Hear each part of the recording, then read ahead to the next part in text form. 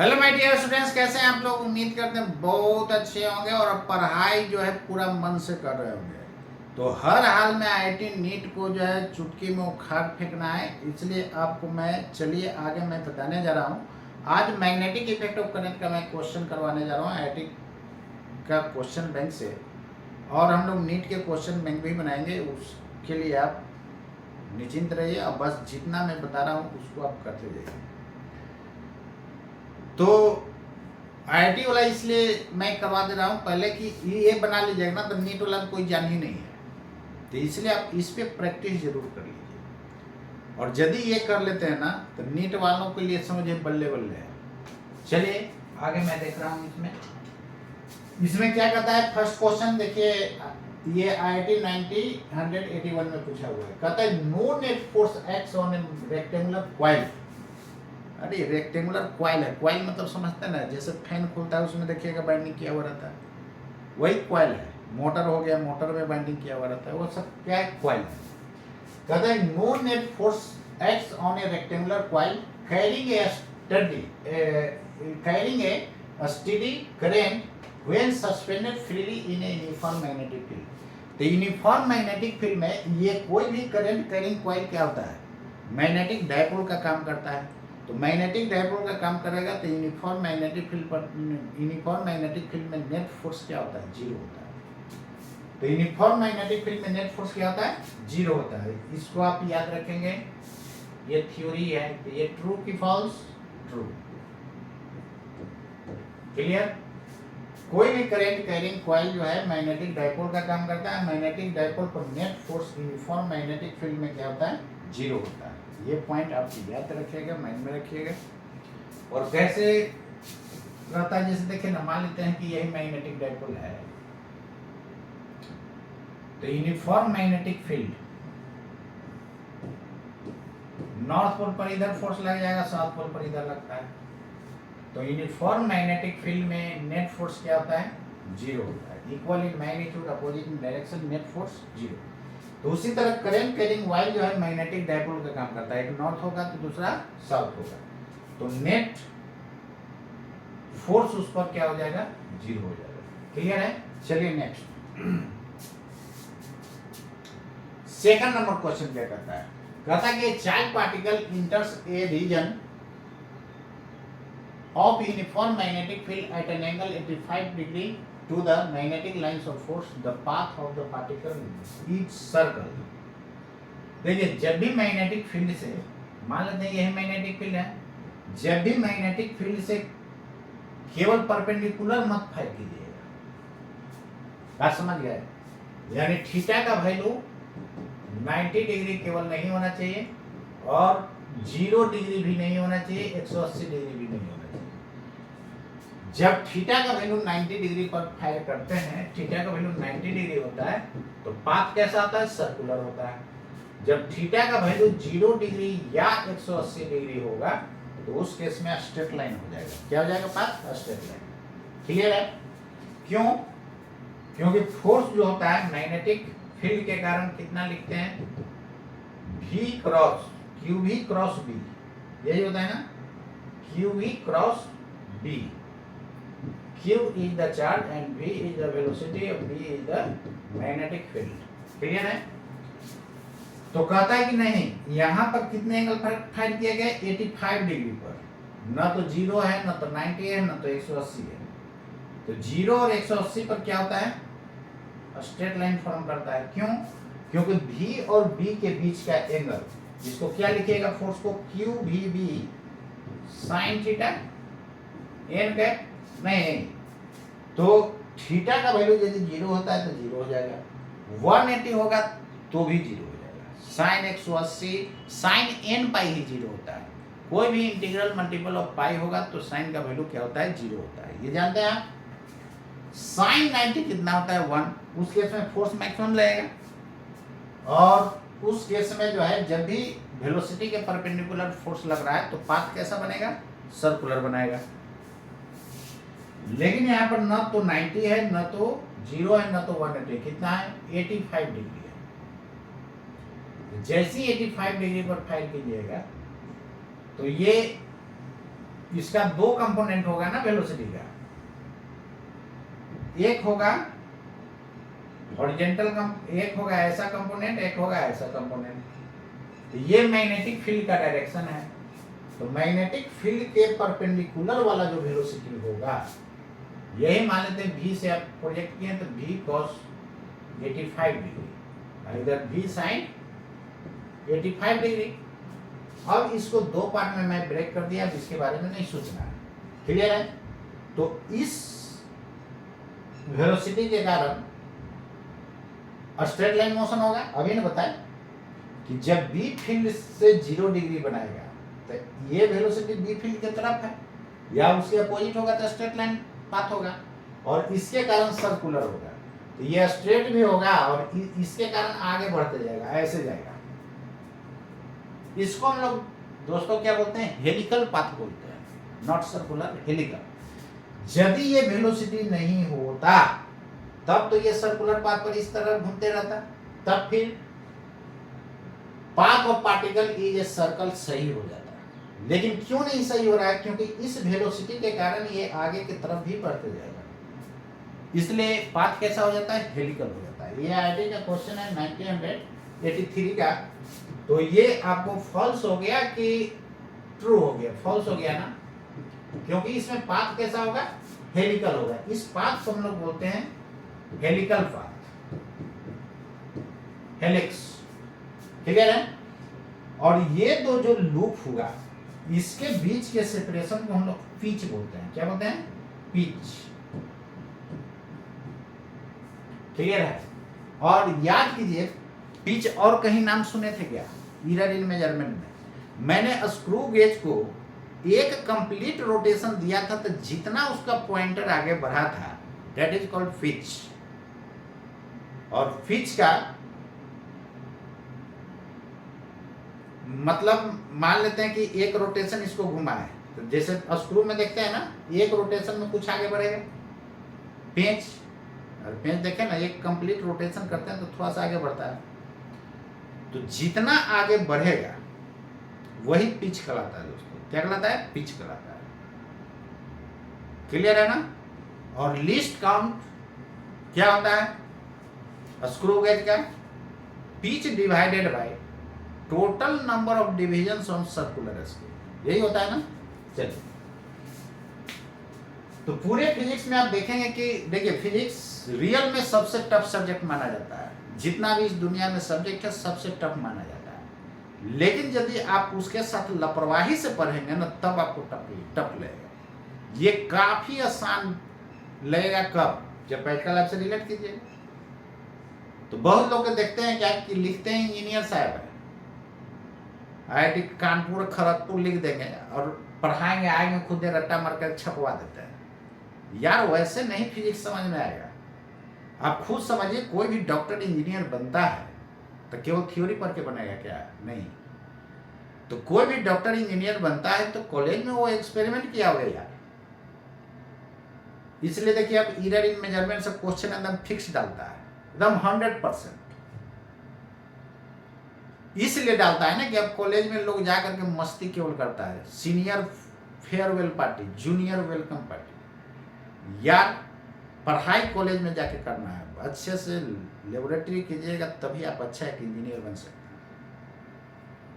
आज तो देखिए सब भोपाल में जो है उधर हो गया है, बंगलोर में बहुत सारा प्राइवेट कॉलेज खुला हुआ है। 4 तल्ला बिल्डिंग लिख देता है फलाना इंस्टीट्यूट ऑफ टेक्नोलॉजी। तो क्या वो इंजीनियरिंग कॉलेज हो गया? यार वो केवल थ्योरी पढ़ा करके इंजीनियर बना देगा? वही लोग जो है, आज बहुत सारे स्टूडेंट जो है देखिएगा, जो डिग्री ले करके लोग बेचारा बेरोजगार बैठा हुआ है। तो सरकार के पास उतना वैकेंसी भी नहीं है। अरे गवर्नमेंट कॉलेज का जो स्टूडेंट जो निकलता है, तो गवर्नमेंट कॉलेज में क्या है, उसमें इंट्रेंस एग्जाम दे करके लोग गया है। प्राइवेट में लोग जाता है, 12th किसी तरह ठेल ठाल करके ढकेल करके पार कर जाता है, जाकर ले लेता है एडमिशन, खाक हो जाएगा।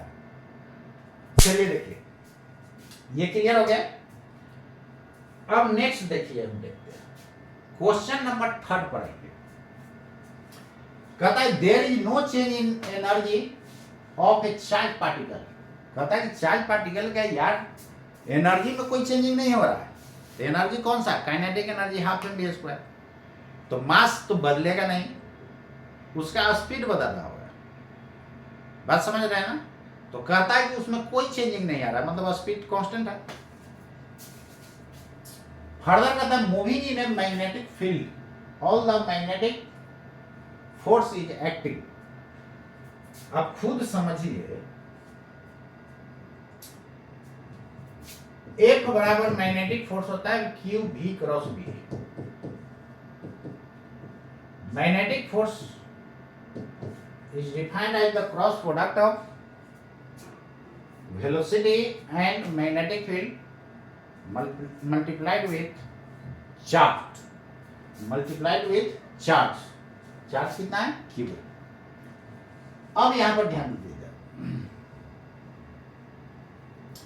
कहता है कि there is no change in the energy of a charge particle moving in magnetic field although a magnetic force is acting on it. तो मैग्नेटिक फोर्स तो लग रहा है, तो V क्रॉस B जो होगा एक ऐसा वेक्टर होगा जो V और B के प्लेन के परपेंडिकुलर होगा। जैसे A क्रॉस B में हम बताए थे, A क्रॉस B में क्या होता है कि A क्रॉस B एक वेक्टर होता है जो A और B के प्लेन के परपेंडिकुलर होता है। यदि आपसे यहाँ पूछा जाए कि F और B के बीच का एंगल क्या होगा, निश्चित रूप से 90 डिग्री होगा। नहीं, F और B के बीच का एंगल क्या होगा, यदि ये पूछता है तो ये भी 90 डिग्री होगा। इसके प्लेन के ही परपेंडिकुलर होता है। क्लियर है। अब खुद समझिए कि फोर्स जो है V के परपेंडिकुलर है, तो पाथ कैसा, ऐसा होगा, सर्कुलर टाइप, सर्कुलर होगा ना, पाथ हो जाएगा आपका सर्कुलर। तो ये देखिए, ये रहा। तो यहां पर ध्यान दीजिए, इधर कहता है कि फोर्स जो है परपेंडिकुलर है V का। तो आप खुद समझो भाई, इस फोर्स का कंपोनेंट यदि आप इधर लेते हैं तो क्या हो जाएगा, एक cos 90 डिग्री हो जाएगा। What is the value of cos 90? 0। 0 में कुछ भी मल्टीप्लाई कीजिएगा 0 बना देगा। आप खुद समझिए, V के डायरेक्शन में जब कोई फोर्स नहीं है तो फोर्स रहता है तो एक्सीलरेशन होगा। तो V के डायरेक्शन में कोई एक्सीलरेशन ही नहीं है। तो एक्सीलरेशन का मतलब क्या होता है, जैसे मान लेते हैं 10 मीटर पर सेकंड किसी पार्टिकल का एक्सीलरेशन है, तो आपको मैं बता चुका हूं कि यदि वेलोसिटी और एक्सीलरेशन का डायरेक्शन सेम है तो वेलोसिटी जो है उसका 1 सेकंड में 10 मीटर पर सेकंड क्या होते जाएगा, चेंज होते जाएगा। और यदि दोनों वेलोसिटी एक्सीलरेशन का डायरेक्शन सेम है तो बढ़ाएगा, और यदि अपोजिट है तो क्या होगा, घटाएगा। कितना से घटाएगा, 10 से घटाएगा। यहां पर यार वेलोसिटी के डायरेक्शन में कोई फोर्स ही नहीं है तो एक्सीलरेशन नहीं होगा। एक्सीलरेशन का मतलब होता है कि 1 सेकंड में जितना वेलोसिटी चेंज होता है that is called acceleration. The rate of change of velocity with respect to time is called acceleration होता है। यही होता है ना। तो यहां पर वेलोसिटी कांस्टेंट रहेगा। जब वेलोसिटी कांस्टेंट होगा यानी वेलोसिटी का मैग्नीट्यूड कांस्टेंट होगा, नहीं सॉरी 1 सेकंड, यहां स्पीड कांस्टेंट होगा। स्पीड क्या होगा, कांस्टेंट होगा। वेलोसिटी का मैग्नीट्यूड कांस्टेंट होगा। इसका डायरेक्शन तो हमेशा चेंज हो रहा है ना, डायरेक्शन बदल रहा है तो वेलोसिटी बदलेगा, लेकिन वेलोसिटी का मैग्नीट्यूड कांस्टेंट होगा, मतलब कि स्पीड कांस्टेंट होगा। तो जब भी स्पीड कांस्टेंट हो जाएगा तो काइनेटिक एनर्जी क्या हो जाएगा, कांस्टेंट हो जाएगा, क्योंकि मास पार्टिकल का क्या है, कांस्टेंट है। Which is correct, there is no change, सही तो है। ये रहा आपका ट्रू, क्योंकि उसकी एनर्जी में कोई चेंजिंग नहीं होगा। क्यों नहीं चेंजिंग होगा, क्योंकि फोर्स V के परपेंडिकुलर है। तो जब भी V के परपेंडिकुलर फोर्स होगा तो कोई वर्क भी नहीं होगा, नहीं होगा ना, क्योंकि डिस्प्लेसमेंट किधर होगा, वेलोसिटी के डायरेक्शन में। आप ऐसे भी बोल सकते हैं वेलोसिटी के डायरेक्शन में, और फोर्स इधर लग रहा है, तो डिस्प्लेसमेंट और फोर्स के बीच का एंगल 90 है, तो वर्क होता है F.H Fs cos 90। cos 90 0 होगा, पूरा को 0 बना देगा।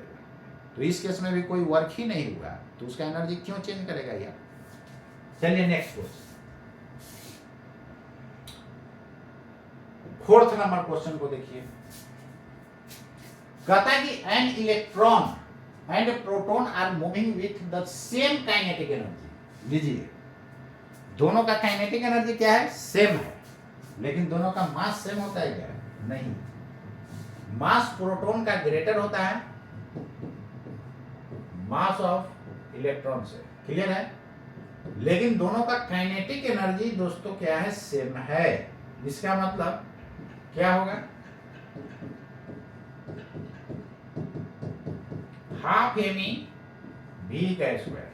निश्चित रूप से इसका मास कम है तो भी ज्यादा होना चाहिए, क्लियर है? तो यहां से ये पता हो गया कि इलेक्ट्रॉन का वेलोसिटी हाई होगा।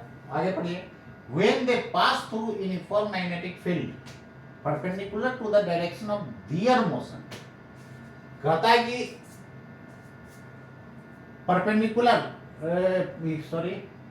when they pass through uniform magnetic field, magnetic field क्या है? uniform है, perpendicular to the direction of their motion, यानी perpendicular मोशन के क्या है? परपेंडिकुलर है, क्या है? Magnetic field. They describe the circular path of the same radius. इतना तो जानते हैं ना कि जब भी परपेंडिकुलर फायर किया जाता है तो सर्कुलर पाथ बनता है, ये तो क्लियर है ठंडा। चलिए, तो सर्कुलर पाथ बनेगा तो रेडियस कितना होता है? एम भी बाई क्यू भी होता है, where M is the mass of particle and V is the speed of particle and Q is the charge and V is the magnetic field. भी यूनिफॉर्म है, चार्ज भी उस पर है तो क्या है? फिक्स है। प्रोटॉन पर कितना होता है चार्ज और इलेक्ट्रॉन पर कितना होता है चार्ज? दोनों पर चार्ज का मैग्नीट्यूड सेम होता है, लेकिन साइन अलग होता है। एम भी को क्या? मोमेंटम है ना, तो मोमेंटम को लिख सकते हैं 2mk divided by qv, where v is equal to कितना? √2mk। ये जानते हैं कि नहीं? कैसे होता है? p square by 2m is equal to magnetic energy होगा कि नहीं? होगी, ठीक है? तो ये आप पढ़े हुए मैकेनिक्स में 2mk। अब यहां पर देखिए, radius directly proportional to √under mass हो जाएगा। जिसका मास ज्यादा होगा दोस्तों उसका रेडियस ज्यादा, तो मास प्रोटॉन का ज्यादा है ना, तो प्रोटॉन का रेडियस ज्यादा और इलेक्ट्रॉन का रेडियस कम। लेकिन आपको क्वेश्चन में क्या कहता है कि दोनों का रेडियस सेम होगा। They describe circular path of same radius. सही है या गलत है? फॉल्स हो गया, क्लियर है? रेडियस प्रोटॉन का ग्रेटर होगा, यानी radius of proton will be greater than that of electron, clear है ना? Next,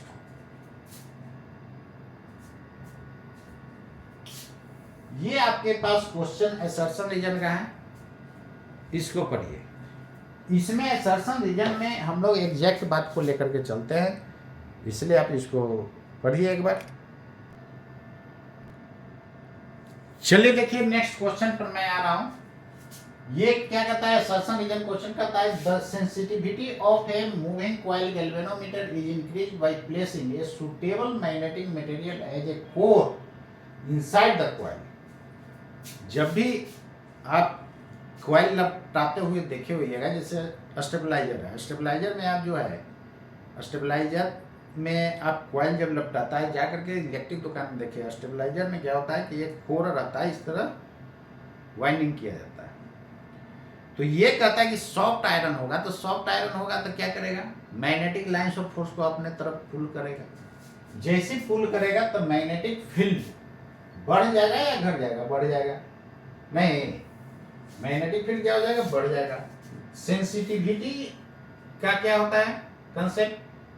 C theta is equal to, ये थीटा डिफ्लेक्शन है, बी आई एन ए, यही होता है ना formula.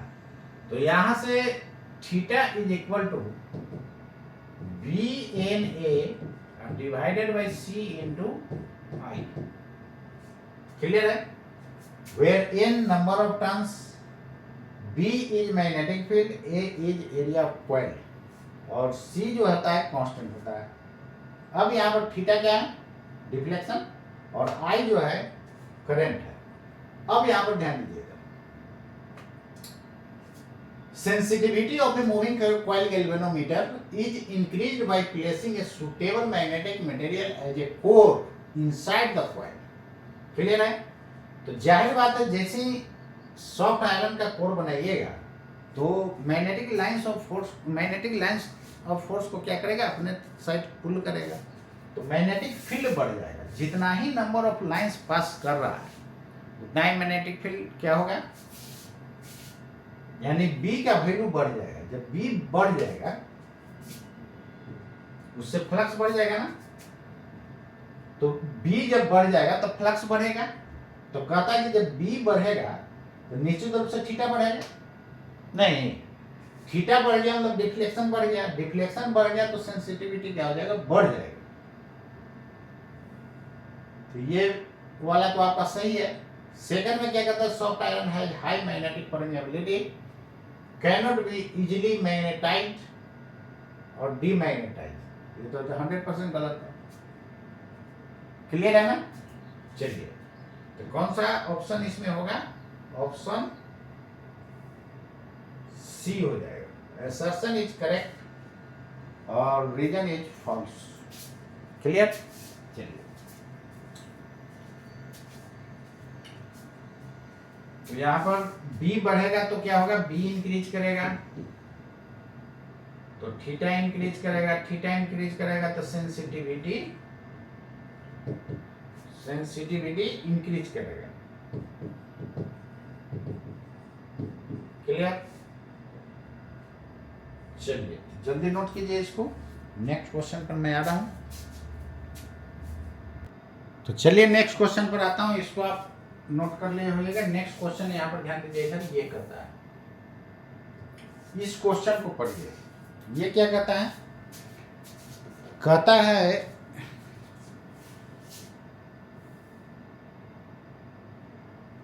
A neutron, fill in the blanks है। A neutron, a proton, an electron and alpha particle enters a region of constant magnetic field with equal velocity. सबका velocity क्या है? Equal है। The magnetic field is along the inward normal to the plane of the paper. Paper के अंदर में है magnetic field. The tracks of particles are labelled in figure. The electron follow the track and alpha particle follow the track. तो electron कौन सा track follow करेगा? Simple समझिए, alpha particle मतलब हीलियम न्यूक्लियस, यही होगा ना अल्फा पार्टिकल। और प्रोटॉन है तो प्रोटॉन पर एक प्लस और इलेक्ट्रॉन पर एक माइनस। अब यहां पर ध्यान दीजिए इधर, इसका मास सबसे ज्यादा है। The mass of alpha particle is greater then mass of proton is greater then mass of electron. यही होता है ना? क्लियर है? अभी आप पीछे आपको मैं बताया था कि जिसका मास ज्यादा उसका रेडियस ऑफ कर्वेचर ज्यादा था ना। चलिए देखिए इधर, यहां पर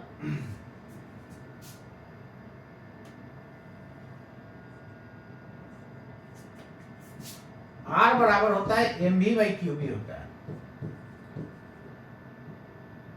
mv बाई क्यूबी। तो इसका मास कितना है? मास और चार्ज पर डिपेंड कर रहा है। तो यहाँ पर स्पीड तो सबका सेम है, तो R directly proportional to m by Q. Clear है? अब प्रोटॉन और अल्फा पार्टिकल में देखिए किसका रेडियस ज्यादा होगा, तो Rp divided by R alpha, और यहाँ पर Mp divided by M alpha, और चार्ज हो जाएगा इनवर्सली है तो Q alpha divided by Q proton. कितना लिखेंगे? मास ऑफ प्रोटॉन m, और इसका 4 टाइम्स हो जाएगा into charge of alpha particle double होता है किससे? प्रोटॉन से। तो प्रोटॉन पर E के बराबर, इलेक्ट्रॉनिक चार्ज के बराबर, अब ये से ये कैंसल, मास से मास कैंसल था, 1/2 हो जाएगा। क्लियर है?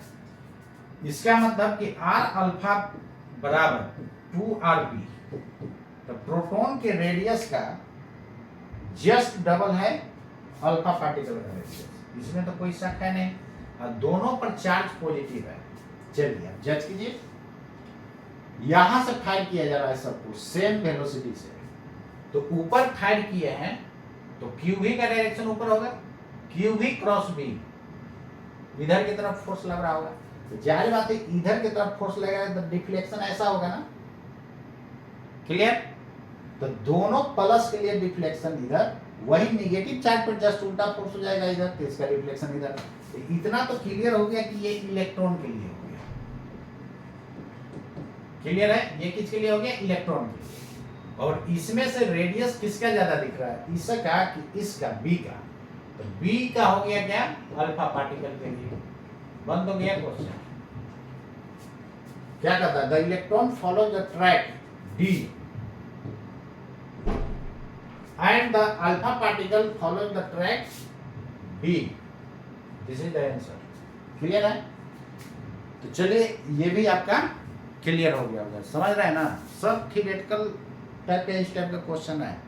थ्योरी पर जब कमांड नहीं रहेगा तो आप खुद समझ लीजिए क्वेश्चन ये बनता क्या? कभी नहीं बनता। इसलिए आप लोग को मैं एक बात बताना चाहता हूँ कि फिजिक्स के थ्योरी पर ओवर कमांड करने के बाद ही क्वेश्चन बनाइए, तो आपको मजा आएगा। चलिए दोस्तों, नेक्स्ट क्वेश्चन मैं देख रहा हूं, ये रहा आपका 7th नंबर क्वेश्चन। क्या कहता है? पढ़िए। ये IIT 1987 में पूछा हुआ है। कहता है कि wire of length L metre carrying a current I ampere is bent in the form of circle. Clear है? Magnitude of its magnetic moment is, MKS unit में मीटर किलोग्राम सेकेंड। ये रहा। क्लियर? अब इसके सेंटर पर इसमें current कितना जा रहा है? आई जा रहा है। सेंटर का क्या रहा है? Magnitude of its magnetic moment. Magnetic moment का फॉर्मूला क्या होता है? ये रेडियस यदि हम r मानता हूं और टोटल लेंथ कितना दिया हुआ है? L दिया हुआ है। वायर का लेंथ कितना है? L, तो इसका सरकमफ्रेंस L हो जाएगा। First of all we find radius of the circle. What will be the circumference? 2 pi r should be equal to L. This implies that r will be equal to L upon 2 pi. This is the radius of circle. What will be magnetic moment? Magnetic moment should be equal to I into A. If number of turns is n, then we multiply this quantity by n. इस quantity को हम फिर n से क्या करते हैं? Multiply करते हैं। कब? जब एक सेकंड की एक पर्सन को आए। तो चलिए देखिए इधर, अब यहाँ पर वैल्यू पुट कर दीजिए। यदि नंबर ऑफ टर्न्स n होता दोस्तों तो n से मल्टीप्लाई कर देते। क्लियर है ना? एक टर्न के कारण मैग्नेटिक मोमेंट, तो मैग्नेटिक मोमेंट का डायरेक्शन किधर हो जाएगा? अंदर हो जाएगा। इस तरह निकालता है, जिधर करंट जाएगा उधर पंजा, और लेफ्ट हैंड का ये थंब जहाँ पर निकलना है, तो कितना हो जाएगा? अंदर में हो जाएगा इसका डायरेक्शन। लेकिन मैग्नीट्यूड आपसे पूछ रहा था। I एरिया हो जाएगा pi r square. I pi into r is L upon 2 pi. What will be the value? Pi से पाई एक कैंसिल हो जाएगा, तो ऊपर हो जाएगा I L square divided by 4 pi. Clear है ना? I L square divided by 4 पाई। ये आपका ऑप्शन हो जाएगा, सॉरी आंसर हो जाएगा I L square divided by 4। Clear है? MKS यूनिट में। ठीक है ना? तक चलिए, तो ये आपका क्लियर हो गया। इसके बाद आइए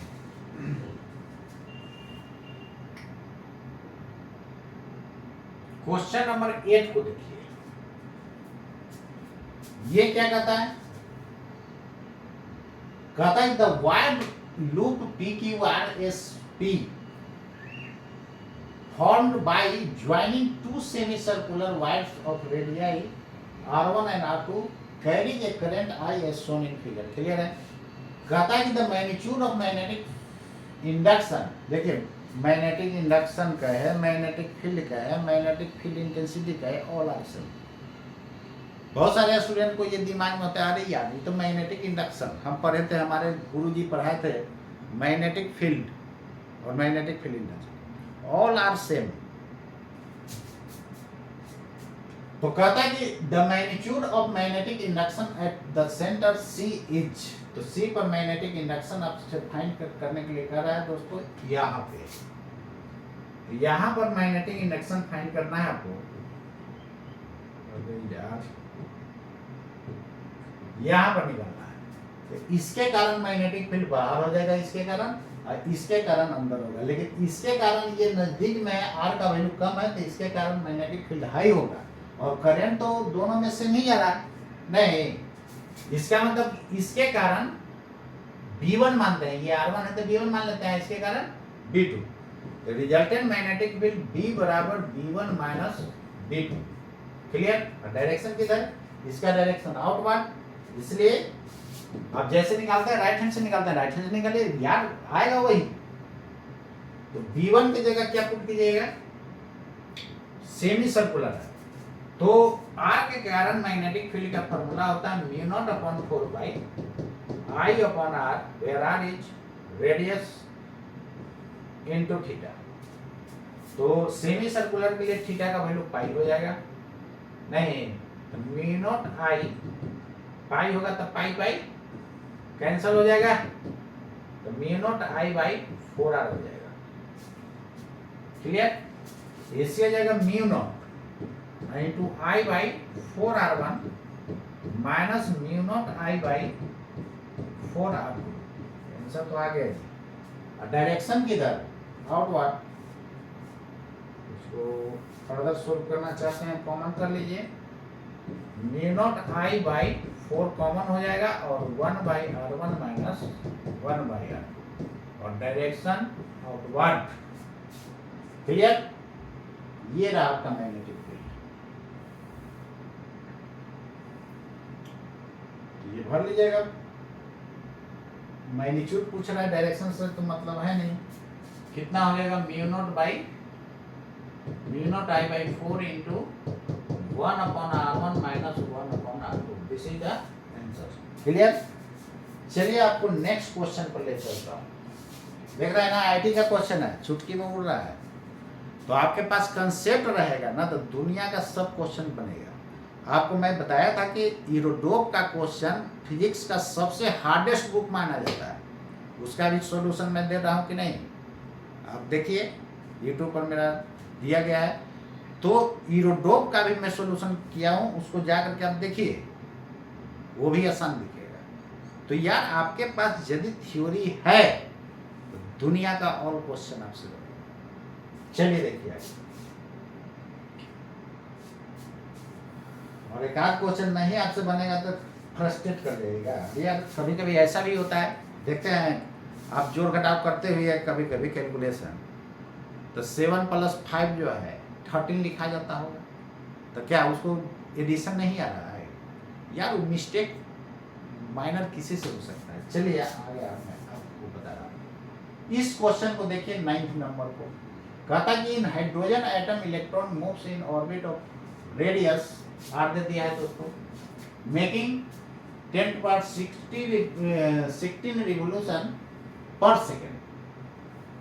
मतलब कि 1 सेकेंड में कितना रिवोल्यूशन कर रहा है? 10⁻16 कर रहा है। The magnetic moment associated with orbital motion of the electron. अभी तो पता है इस टाइप का क्वेश्चन, आर आपको दे दिया है, और 1 सेकेंड में कितना रिवोल्यूशन कर रहा है? 10⁻16। क्लियर है ना? तो सबसे पहले यहाँ से आप करंट का वैल्यू फाइंड कर लीजिए, आर आपको दिया हुआ है, और मैग्नेटिक मोमेंट क्या होता है दोस्तों? I इंटू ए हो जाता है। क्लियर है? I इंटू ए होता है।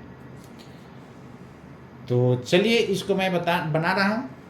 1 सेकेंड में 10⁻16 रिवोल्यूशन हो रहा है, ये फ्रीक्वेंसी आपको दिया हुआ है। क्या दिया हुआ है? फ्रीक्वेंसी।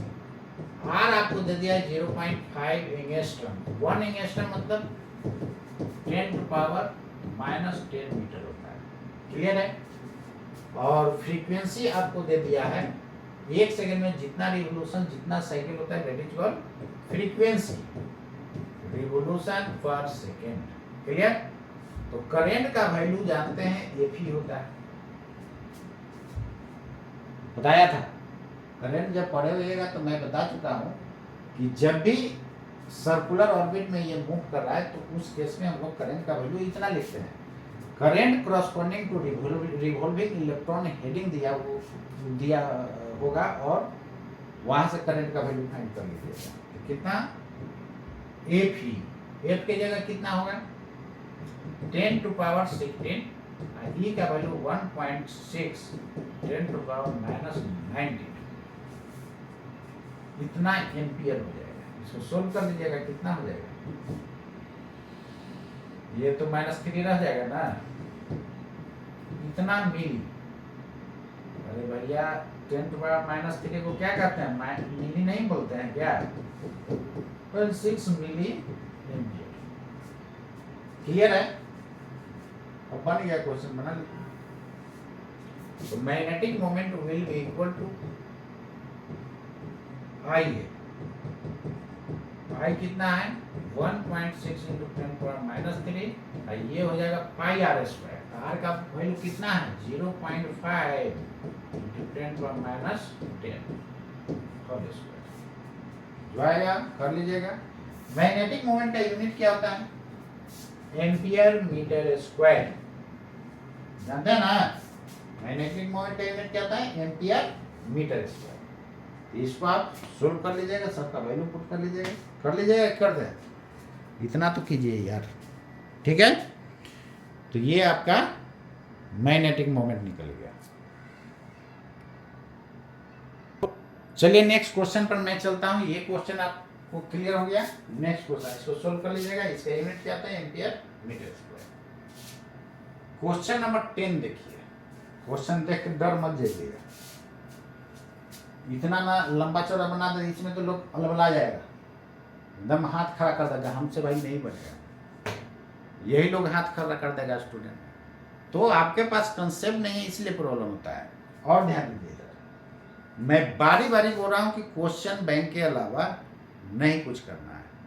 जब करके इसको मत के जाइए ना, चाहे फिजिक्स पढ़िए, चाहे केमिस्ट्री पढ़िए, चाहे आप जूलॉजी पढ़िए, बॉटनी पढ़िए। हाँ, जूलॉजी बॉटनी में एक काम जरूर कीजिएगा, लाइन बाय लाइन एनसीईआरटी जरूर पढ़ लीजिएगा, क्योंकि एकदम सीधे उठाता है और नेट में उठा के डाल देता है। तो क्वेश्चन आउट करने का, पेपर लीक करने का जरूरत आपको नहीं पड़ेगा। जितना मैं बोल रहा हूँ उसको कीजिए आप, और आप में ईमानदारी होना बहुत जरूरी है। तो चलिए नेक्स्ट, इसमें क्या कहता है? कहता है कि a wire ABCDEF with each side of length L, सबका लेंथ L है, bend as shown in figure and carrying current I is placed in uniform magnetic field B parallel to positive y direction. Positive y direction कहने का मतलब B का value जो है किधर के तरफ, B मान लेते हैं, और ये किधर है? यूनिफॉर्म मैग्नेटिक फील्ड B, और डायरेक्शन किधर? पॉजिटिव बाई मतलब J कैप, नेगेटिव बाई रहता तो माइनस J कैप कर देते हैं। अब आगे पढ़िए। The force experience by the wire is, और डायरेक्शन भी पूछ रहा है। तो फोर्स एक्सपीरियंस देखिए ना, एक्चुअली इसके सीधे में 3 डायमेंशनल फिगर है, तो सीधे में दिखेगा ना, यही है। क्लियर? तो इस तरह जो है छोटा छोटा छोटा छोटा जोड़िएगा तो रिजल्टेंट फर्स्ट के टेल से लास्ट के तक होगा कि नहीं? वेक्टर में क्या करते हैं? रिजल्टेंट कैसे लेते हैं? फर्स्ट का टेल से लास्ट के तक, और ईच का लेंथ है L, तो ये भी तो लेंथ L होगा, क्योंकि ये लेंथ L है। बात समझ गया ना? ठीक है? तो ये 3 डायमेंशनल है, तो स्ट्रेट L समझना है। बात समझ गए? तो देखिए इसके पैरेलल यहाँ पर न बनाएगा ये, तो जितना ये लेंथ उतना ये लेंथ L। क्लियर है? और ये किधर की तरफ है? X के तरफ। X की तरफ है कि नहीं? करंट फर्स्ट के टेल से लास्ट के तक कैसा लिया डायरेक्शन, यही हो गया IL का डायरेक्शन। क्लियर? तो IL जो होगा करंट एलिमेंट, इसका क्या हो जाएगा I इंटू एल, डायरेक्शन किधर I कैप। फोर्स क्या आता है QV क्रॉस V, QV को करंट एलिमेंट बोलते हैं, या IL क्रॉस V, ये जानते हैं ना फॉर्मूला, क्लियर है? तो ILB, L कितना दिया हुआ है ILB, देखिए ना ILB कर दिए और इसका क्रॉस कर दीजिए, I पहले, जो पहले वो पहले, L का पहले ना, तो I क्रॉस B का J, I क्रॉस J क्या होता है K कैप होता है, तो ILB इंटू K कैप, यही आपका फोर्स का फॉर्मूला होगा। हमको यहाँ चार्ज तो है नहीं, करंट दिया हुआ है, तो ये फॉर्मूला नहीं लगाएंगे, ये लगाएंगे। क्लियर है? बात समझ गए ना? पहले हम QV क्रॉस B लगा रहे थे क्योंकि वहां चार्ज दिया था यार, प्रोटॉन हो गया, इलेक्ट्रॉन हो गया, उस पर क्या है चार्ज है।